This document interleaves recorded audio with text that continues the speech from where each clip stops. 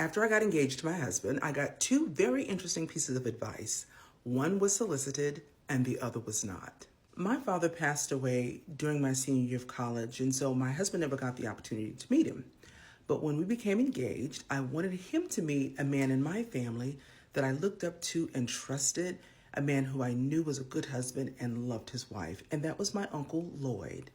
My Uncle Lloyd was married to my mother's older sister, my Aunt Susanna, and even to this day, I will say that he is one of the best human beings that I have ever known in my life. So my uncle and my auntie extended an invitation for us to come over. And so when we got there, my uncle wanted to meet with my then fiance separately. And they went to my uncle's office and they had a great conversation for about 20 minutes.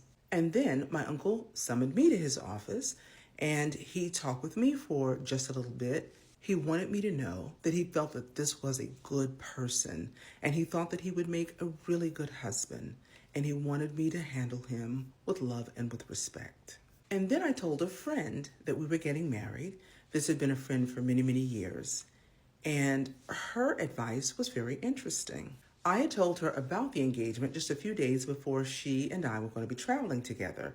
So in the car was she and I and another person. And during this car ride, these two women had a conversation about what a man better have before he even thinks about approaching them for marriage. He better have a certain amount of money in the bank. He better have a nice car. He better have a house to put them in. And they went on and on and on about all the things that my then fiance didn't have.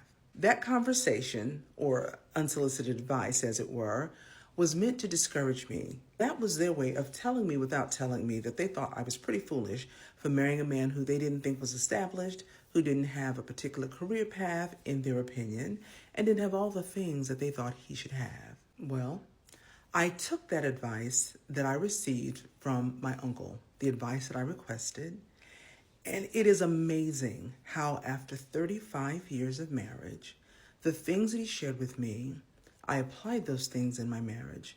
I never forgot that advice. And as for the friend who wanted to just give me this advice about what she thought a man should have, well, her guy never came.